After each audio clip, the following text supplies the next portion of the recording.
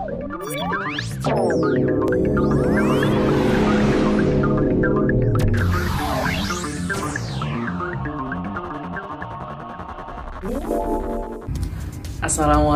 warahmatullahi wabarakatuh. Salam sejahtera bagi kita semua. Kami mahasiswa pendidikan guru sekolah dasar Universitas Majalengka. Video ini dibuat untuk memenuhi salah satu tugas kelompok di mata kuliah pembelajaran bahasa Inggris di sekolah dasar dengan dosen pengampu Bapak Budi Febrianto, MPD. Kami dari kelompok 6 yang terdiri dari 5 anggota yang masing-masing bekerja sama untuk memenuhi tugas ini. Saya Emriski Alfari dengan nomor pokok mahasiswa 212210104. Di sini saya sebagai moderator yang akan memandu jalannya video presentasi kali ini.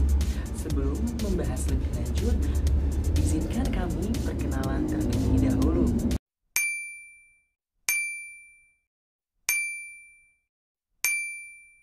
Kami akan membahas tentang asesmen dan evaluasi pembelajaran bahasa Inggris di sekolah dasar. So, langsung saja kita simak videonya. Asesmen respon terbatas umumnya lebih dikenal dengan istilah penilaian objektif atau tes objektif. Asesmen ini merupakan salah satu jenis tes yang menilai hasil belajar yang terdiri dari butir-butir soal yang dapat dijawab oleh siswa, dengan memilih salah satu atau lebih di antara beberapa kemungkinan jawaban yang telah dipasangkan pada masing-masing items.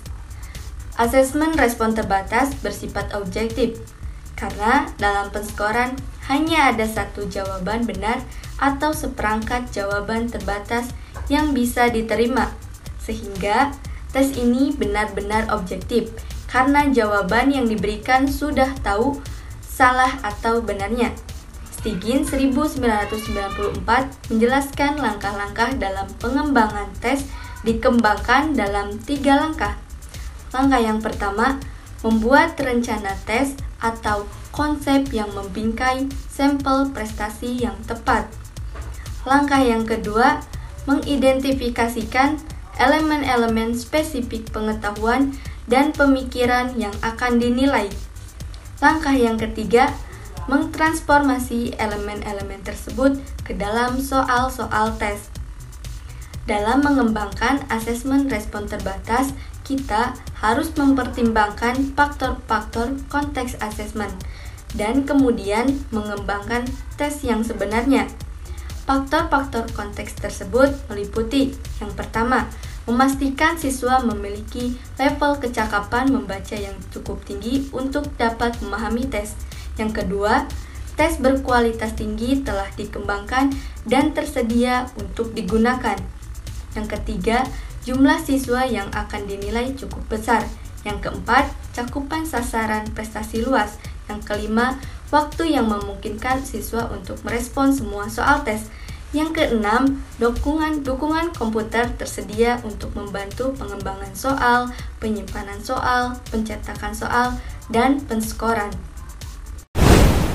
Uraian adalah tes berupa serangkaian pertanyaan yang jawabannya bersifat uraian atau pembahasan. Secara umum, menurut Sudijono tahun 2006, karakteristik tes uraian dapat dinyatakan sebagai berikut. Yang pertama, tes uraian berbentuk pertanyaan atau perintah yang menghendaki jawaban berupa uraian atau paparan kalimat yang pada umumnya cukup panjang. Kedua, tes uraian menuntut untuk memberikan penjelasan, penafsiran, membandingkan, membedakan, memberikan komentar, dan sebagainya. Ketiga, jumlah soal tes uraian umumnya terbatas, berkisar antara 5-10 pertanyaan. Dan yang terakhir keempat, yaitu pertanyaan tes uraian biasanya berisi kata-kata seperti jelaskan, bandingkan, uraikan, mengapa, bagaimana, dan sebagainya. Adapun keunggulan dari tes uraian ini yaitu 1. Penyusun tes uraian dapat dilakukan dengan mudah tidak banyak memakan waktu, tenaga, pikiran, peralatan, dan biaya. 2. Terhindar dari kemungkinan spekulasi memberikan jawaban, karena hanya siswa yang memahami pertanyaan yang diberikan saja yang dapat menjawab dengan benar dan tepat. 3. Diketahui tingkat kedalaman penguasaan materi yang ditanyakan pada masing-masing individu siswa. Dan yang terakhir keempat, yaitu siswa dapat terbiasa mengemukakan pendapat dengan susunan kalimat dan gaya bahasa hasil olahan siswa itu sendiri. Tes lisan adalah tes yang pertanyaannya disampaikan secara lisan dan jawabannya juga disampaikan secara lisan. Menurut Sujono, beberapa petunjuk praktis bagaimana pelaksanaan tes lisan dapat dilaksanakan yaitu sebagai berikut. 1. Sebelum tes dilaksanakan, lakukan inventarisasi pertanyaan yang akan diberikan dengan berbagai variasi. Yang kedua, setiap butir soal yang akan diberikan harus dilengkapi dengan kunci jawaban yang benar. Yang ketiga, skor harus diberikan segera setelah siswa selesai dites. Yang keempat, harus diusahakan keseimbangan waktu dalam melaksanakan tes antara satu siswa dengan siswa lainnya. Kelebihan tes lisan yaitu dapat menilai kemampuan dan tingkat pengetahuan yang dimiliki peserta, sikap, serta kepribadiannya. Yang kedua, bagi peserta didik yang kemampuan berpikirnya relatif lambat, sehingga sering mengalami kesukaran dalam memahami pertanyaan soal, tes bentuk ini dapat menolong sebab peserta didik dapat menanyakan langsung kejelasan pertanyaan yang dimaksud. Sedangkan kelemahan dari tes lisan ini adalah yang pertama, subjektivitas guru sering mencemari hasil tes. Yang kedua, waktu pelaksanaan yang diperlukan relatif cukup. Tes perbuatan adalah sebuah tes yang disampaikan dalam bentuk lisan ataupun tertulis yang dalam pelaksanaan tugasnya pun dapat dinyatakan dengan sebuah perbuatan atau tindakan penampilan. Di mana pada penilaian tes perbuatan ini hanya dapat dilakukan sejak pertama kali peserta didik ini melakukan sebuah persiapan melaksanakan tugas sampai dengan hasil akhir yang telah dicapai oleh siswa tersebut. Untuk menilai tes perbuatan, pada umumnya diperlukan sebuah format pengamatan yang bentukannya dapat dibuat sedemikian rupa sehingga pada formatnya tersebut dapat disesuaikan menurut keperluan serta penggunaannya pun dapat menggunakan prosedur pretest ataupun post-test. Tes perbuatan ini dimaksudkan untuk mengukur keterampilan siswa dalam melakukan suatu kegiatan, di mana dalam tes perbuatan, persoalan ini dapat disajikan dalam bentuk tugas yang harus dikerjakan oleh setiap siswa. Pada intinya ada dua unsur yang bisa disajikan bahan penilaian dalam tes perbuatan. Yang pertama yaitu proses dan yang keduanya yaitu produk, di mana pada pengukuran proses menuju kepada pengukuran keterampilan dari kemahiran siswa untuk melakukan suatu kegiatan. Sedangkan pengukuran produk ini merujuk kepada segi kualitas hasil.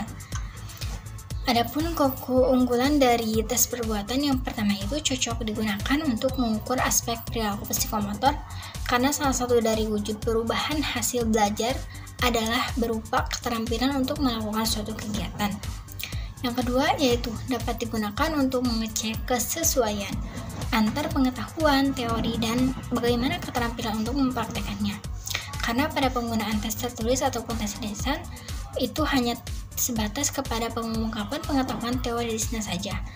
Sedangkan jika seorang guru menggunakan tes tindakan ini, maka guru tersebut akan lebih mengetahui sejauh mana siswanya tersebut mampu menerapkan pengetahuan teoritisnya dalam kegiatan nyata, sehingga informasi untuk penilaiannya pun akan menjadi lebih lengkap.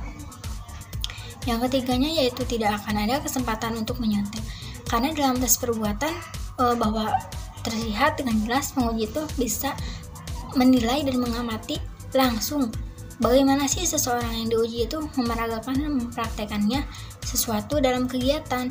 Di samping itu pula keterampilan seseorang itu tergantung kepada kemampuan yang dimiliki oleh dirinya sendiri. Maksudnya tidak bisa ditirukan dengan begitu saja. Terus ada Adapun hal-hal yang harus diperhatikan khusus dalam melaksanakan tes perbuatan, yang pertama yaitu seorang tester itu harus mengamati dengan cermat bagaimana sih tindakan yang dilakukannya itu terhadap tugas yang harus dilakukan. Yang keduanya, tester tersebut disarankan untuk tidak berbicara ataupun berbuat sesuatu yang dapat mengganggu prosesnya selama ia melakukan tindakan yang harusnya dilakukan. Yang ketiganya itu, tester tersebut menilai sebagai instrumen penilaian yang telah disiapkan. Untuk itu dalam bentuk scoring rubik, penilaian yang disusun itu berdasarkan kepada indikator penilaian. Pengamatan adalah sebuah aktivitas yang dilakukan dengan sengaja serta terencana dengan tujuan agar memperoleh suatu informasi atas apa yang telah menjadi tujuan dari pengamatan itu sendiri. Tujuan utama dilaksanakannya diantaranya yang pertama, untuk menilai kemampuan guru dalam mengimplementasikan seluruh kompetisi yang diperlukan pada pembelajaran, bimbingan, atau pelaksanaan tugas tambahan yang diemban oleh seorang guru. Kemudian yang kedua, untuk menjamin guru telah menjalankan tugasnya dengan profesional. Ketiga, untuk mengetahui atau menentukan persentase perolehan nilai guru atas kinerjanya dalam melaksanakan tugas utamanya sebagai dasar perhitungan angka kredit pada tahun pelajaran yang sedang berjalan. Kemudian yang keempat atau yang terakhir, untuk dijadikan dasar penyusunan program PKB atau pengembangan keprofesian berkelanjutan. Persyaratan dasar untuk melakukan asesmen kompetensi adalah adanya rencana asesmen dan adanya perangkat asesmen. Prinsip-prinsip asesmen yaitu valid, reliable, fleksibel, dan adil. Pembelajaran English for Specific Purpose atau ESP untuk tujuan khusus adalah suatu pendekatan dalam pengajaran dan penggunaan bahasa Inggris untuk bidang kajian khusus yang sesuai dengan kebutuhan bidang ilmu dan profesi pengguna bahasa Inggris tersebut. Robinson 1990 mengatakan bahwa ada 3 ciri utama ESP, yaitu yang pertama, ESP adalah pembelajaran yang berorientasi tujuan atau goal oriented. Yang kedua, substansi ESP dirancang dan dikembangkan berdasarkan konsep analisis kebutuhan atau need analysis. Yang ketiga yaitu ESP lebih ditunjukkan pada pembelajar dewasa daripada anak. Validity atau validitas. Kata valid berasal dari bahasa Latin yaitu validus yang artinya kuat. Validitas adalah ketetapan interpretasi penelitian yang dibuat dari hasil pengukuran dalam evaluasi tertentu, sehingga terdapat beberapa tingkat kesesuaian di antara batasan-batasan konseptual yang diberikan dengan bantuan operasional yang telah dikembangkan. Validitas biasanya diartikan sebagai sebuah tes atau penelitian yang digunakan untuk mengetahui seberapa besar pengukuran, pengujian, ataupun penilaian yang betul-betul digunakan untuk mengukur hal yang benar-benar harus diukur. Contohnya, ada seseorang yang mengaku bahwa dirinya adalah seorang dokter. Maka kita melihat orang tersebut memakai pakaian dokter. Maka dari itu kita percaya dan menerima bahwa dia itu adalah seorang dokter. Dari perumusan masalah ini, jenis validitas yang digunakan adalah validitas konstruk, di mana kebenaran bisa dilihat dari objek yang kita nilai, bukan dari yang lain.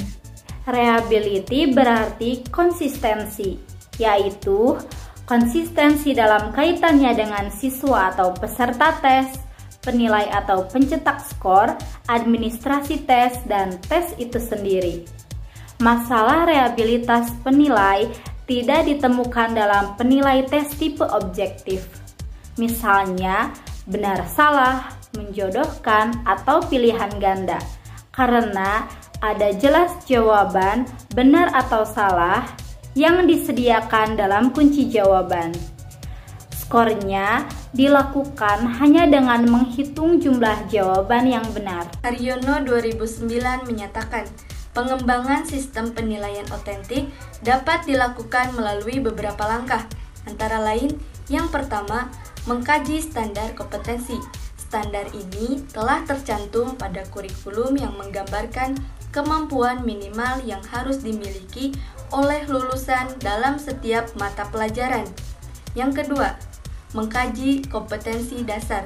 Kompetensi dasar adalah kemampuan minimal yang harus dimiliki siswa pada bahasan tertentu.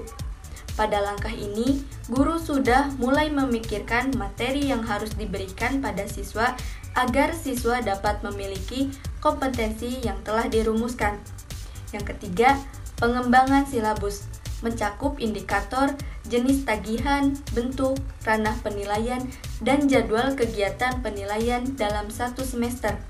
Yang keempat, proses implementasi menggunakan berbagai teknik penilaian seperti yang telah direncanakan dan pelaksanaan sesuai jadwal yang telah diinformasikan pada siswa.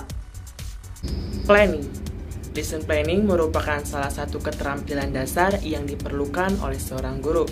Secara umum, lesson planning berfungsi to give the lesson a framework and overall shape, to remind teacher what they intended to do, especially if we get distracted or momentarily forget what they had intended.